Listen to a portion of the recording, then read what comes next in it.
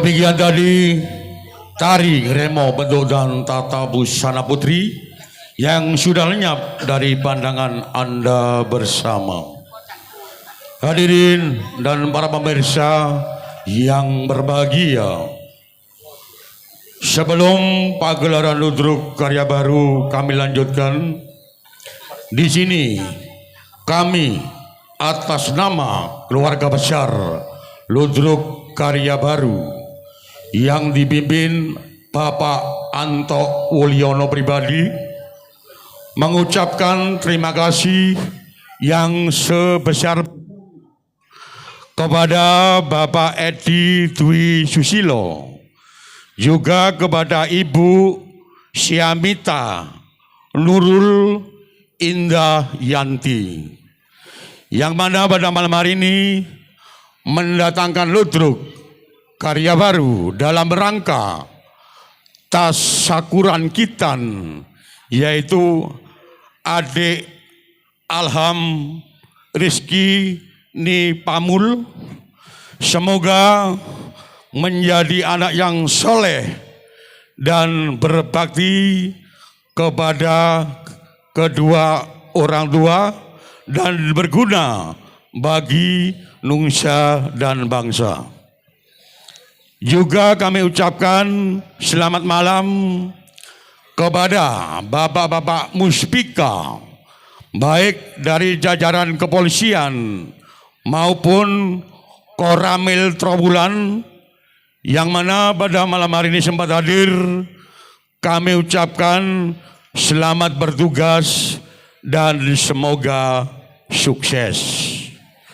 Baik hadirin, untuk acara kami selanjutnya akan hadir 4 seniman dan 4 seniwati kami akan menampilkan tari Totanen.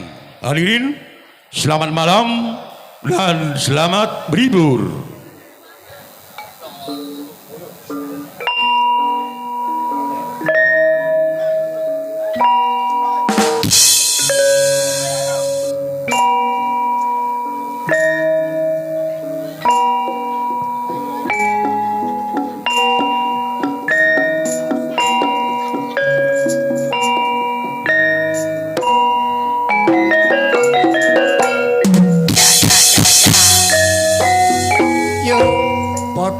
Macul garap sawah dimen subur, yo padha kumpul aja wegah bareng nandur ing pekarangan tegalan uga nang sawah. Ya yen wis panenan kanggo pangan turah-turah.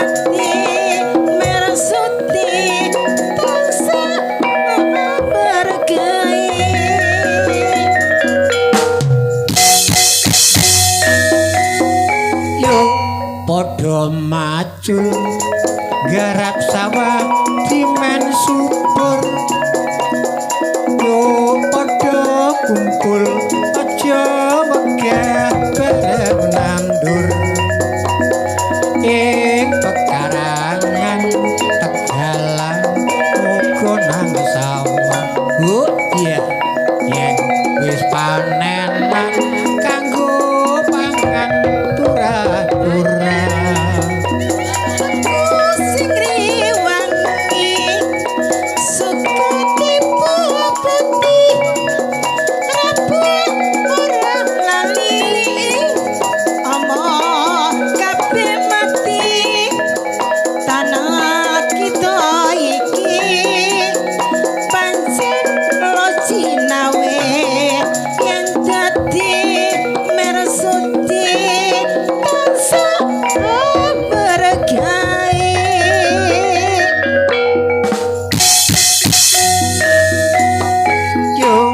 padha macul garap sawah dimen subur yo padha kumpul aja wegah bareng nandur ing pekarangan Tegalan uga nang sawah yo yeah. Yen wis panenan kanggo pangan turah-turah aku sing rewangi suka tipe putih rabuk orang lali amo kabeh mati tanah kita iki pancen lo cinawe yen dadi mersuti tansah berkahi ya ya ya ya ya ya ya ya ya ya ya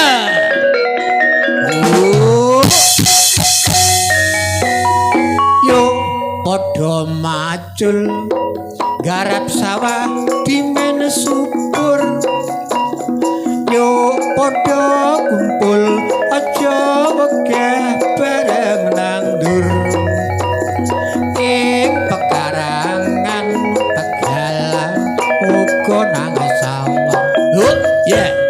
Yen wis panenan kanggo pangan turah-turah aku sing rewangi suka tipe putih rabuk orang lali amo kabeh mati tanah kita iki pancen lo cinawe yen dadi mersuti tansah berkahi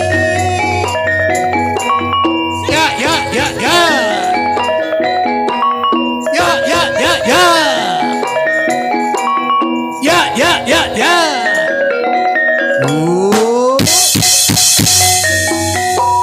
yo padha macul garap sawah dimen subur yo padha kumpul aja wegah bareng nandur ing pekarangan Tegalan uga nang sawah yo yeah.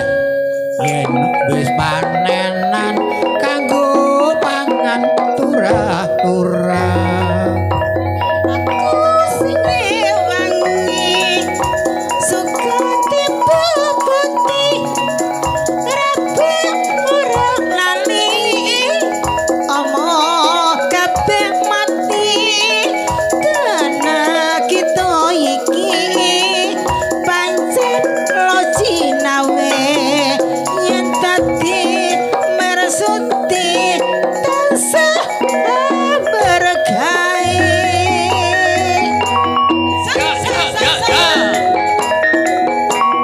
ya ya ya ya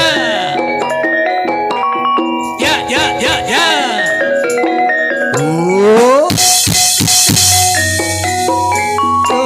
padha macul garap sawah dimen subur yo padha kumpul aja wegah bareng nandur ing pekarangan Tegalan uga nang sawah oh yeah.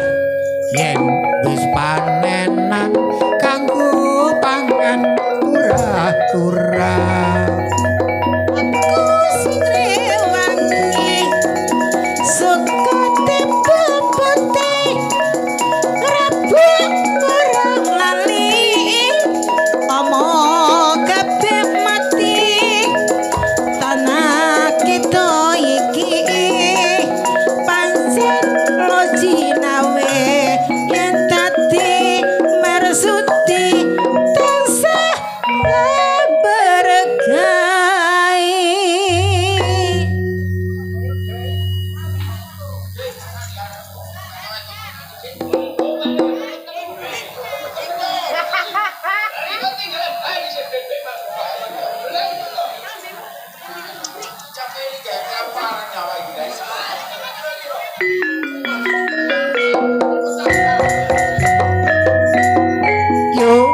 padha macul garap sawah dimen subur yo padha kumpul aja wegah bareng nandur ing pekarangan Tegalan muga nang sawah ya yen wis panenan kanggo pangan turah-turah Aku sing rewangi sukate putih rabuk orang lali omong kabeh mati tanah kita iki pancen lo jinawe yen dadi mersuti tansah bergeai.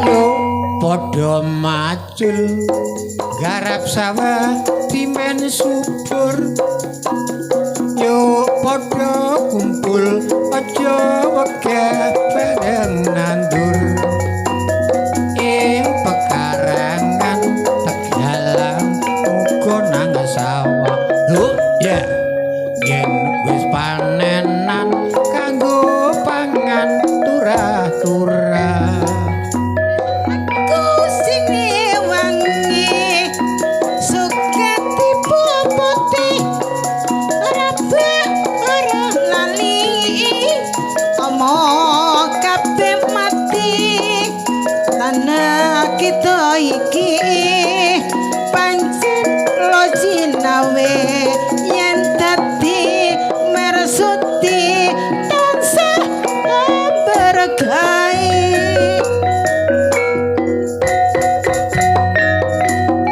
yo padha macul garap sawah timen subur yo padha kumpul aja wegah bareng nandur ing pekarangan Tegalan uga nang sawah yo ya yen wis panenan kanggo pangan turah-turah Kusing rewangi sukati popoti raba orang lali omo kabeh mati tanah kita iki pancen lo jinawe yen dadi mersuti tansah berkah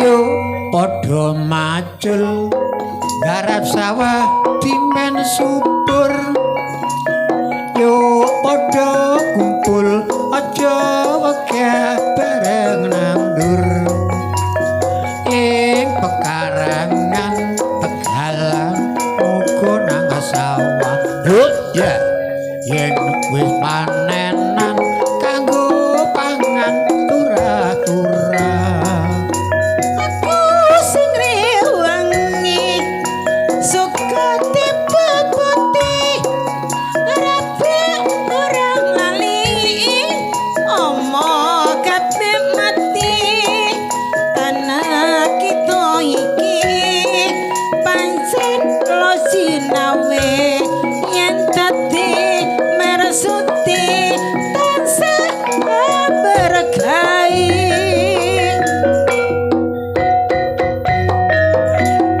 yo padha macul garap sawah timen subur yo padha kumpul aja wegah bareng nandur ing pekarangan Tegalan uga nang sawah lho ya yen wis panenan kanggo pangan turah-turah Kusing rewangi sukati popoti raba orang lali omo kabeh mati tanah kita iki pancen lo jinawe yen dadi mersuti tansah berkah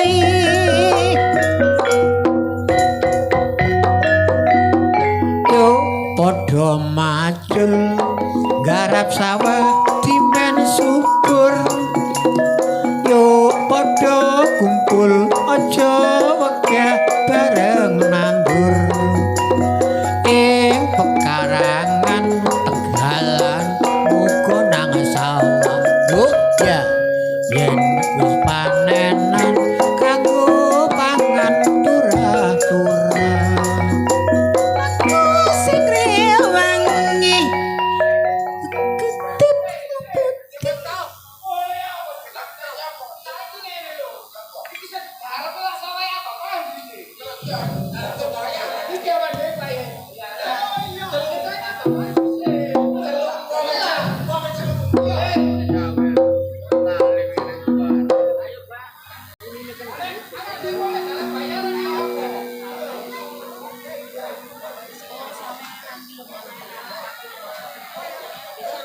Iki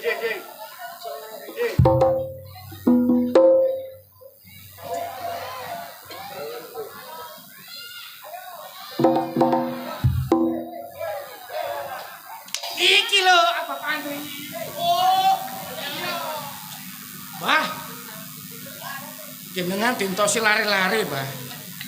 Sebab sing digarap niku lak sawah sampean sih, Bah. Sepurane nggih. Niki wae kula kawangan kali ketemu bojo kula keren, Mbak. Iya. Termasuk ngeteraken trembak dhisik, Bah. Mangkane wae bayaran sehari, Bah. Punten. Nggih. Niki wong pun medale pun suwe niku. Sampun, Bah. Medale pun suwe. Sedaya pari niku pun disaki sedaya, Bah. Nggih. Ya alhamdulillah. Mugi-mugi mangke sampean kanggo mriki nek cuwile api mangke saged dipanggil Pak Lurah. Lho, Pak Lurah badhe panggil, Pak. Oke. Matur suwun nggih, nggih, Pak, nggih. Nek garap sawe Pak Lurah. Nggih. Nggih, kados salah kula niki saged. Nggih, nggih, Pak. Nggih, Pak, nggih. Nggih, sakniki kula bayari ya, Pak. Ngoten wae nggih, Pak, wae bayaran, Pak. Kene, Cak, wae bayaran, Cak. Ah, wae bayaran, Cak. Wae bayaran, Cak. Nggih. Bayaran pajak. Kula kene, Pak.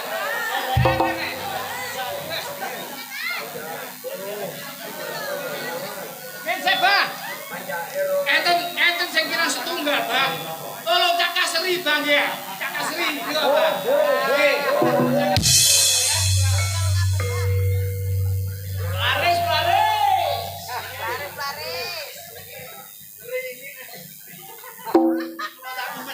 Ngemes, Bang. Nggih. Sampeyan ngemes, nggih, nggih. Sampeyan ngemes, Bang. Nggih. Cepet subur niki, Bang. Nggih. Nggih.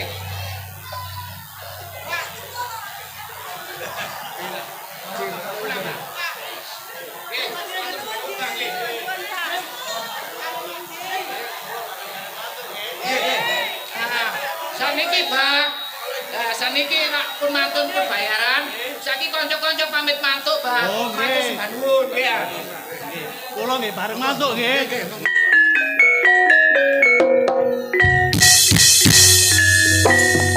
Yo padha macul garap sawah dimen subur.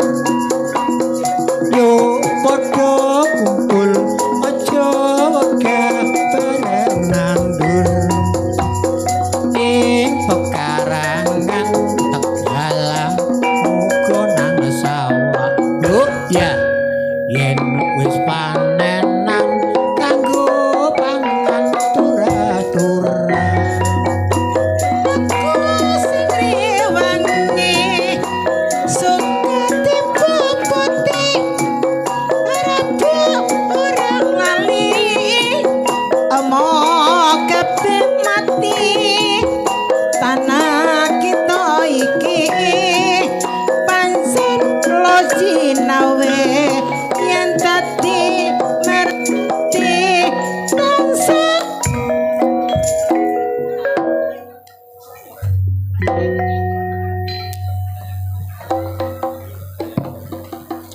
Demikian tadi Anda telah dihibur 4 seniman dan seniwati kami lewat tari tetanen juga dimes oleh Abah. Baik hadirin dan para pemirsa yang